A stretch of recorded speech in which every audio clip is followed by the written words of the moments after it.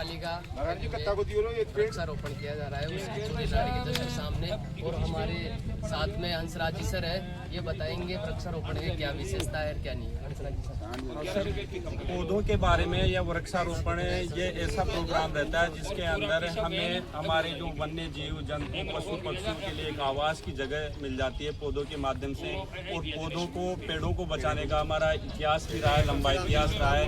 हम आपको बताना चाहेंगे विक्रमी संवत सन 1787 के अंदर भाद्रपद की शुक्ल पक्ष की दशमी के अंदर राजस्थान के जो जोधपुर के खेजड़ी के अंदर एक घटना घटी थी अमृता देवी बिश्नोई के नेतृत्व में, जिन्होंने खेजड़ी के वृक्ष बचाने के लिए उस टाइम पे 294 पुरुष और 69 महिलाएं उस दिन शहीद हुए थे पेड़ों के लिए। तो ये पेड़ हमें ये दिखाना चाहते हैं कि आज जिस तरह से क्लाइमेट चेंज का दौर है, जिस तरह से तापमान वृद्धि हो रही है, असामयिक वर्षा हो रही है, तो ये कहीं ना कहीं पारिस्थितिकी का असंतुलन है। और ये पारिस्थितिकी का असंतुलन हमारे को इंडिकेटेड करता है कि हमें प्रकृति का सहयोग लेना चाहिए। प्रकृति के साथ में ही विकास है, नहीं कि विकास की आड़ में अंधाधुंध वृक्षारोपण किए जा रहे हैं, उनको काटा जा रहा है। सड़कों के मार्ग में जो भी ये पेड़ है, हजारों की संख्या में पेड़ काट कर कहीं ना कहीं विनाश की गर्त है। मैं तो ये कहूँगा कि जितने पेड़ काटे जाए उनसे ज़्यादा उनकी सुरक्षा की जिम्मेदारी ली जाए और ज़्यादा से ज़्यादा पेड़ लगाए जाए, ताकि प्रकृति के अंदर ये जो क्लाइमेट जो CO2 कार्बन डाइऑक्साइड की मात्रा बढ़ रही है उसका बैलेंस बन सके और प्रकृति के अंदर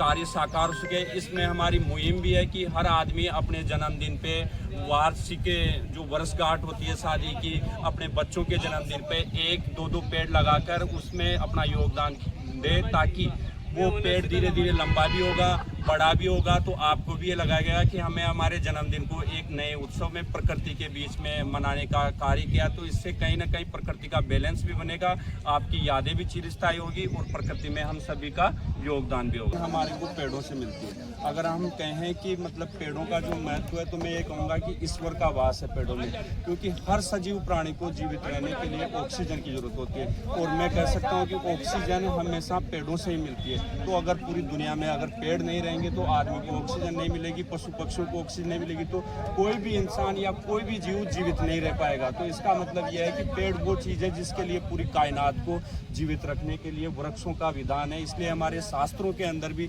पेड़ों की विशेष महत्ता रही है।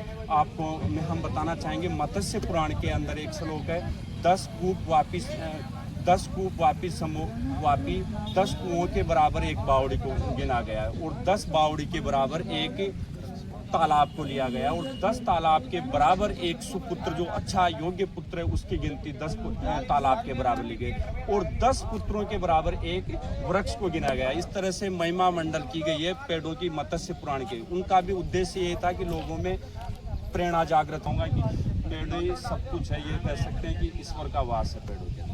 धन्यवाद जी, हंसराज जी ने बहुत विस्तार से पेड़ों के बारे में और पर्यावरण के बारे में बताया है हमें, और इनका बहुत बहुत कोटि धन्यवाद।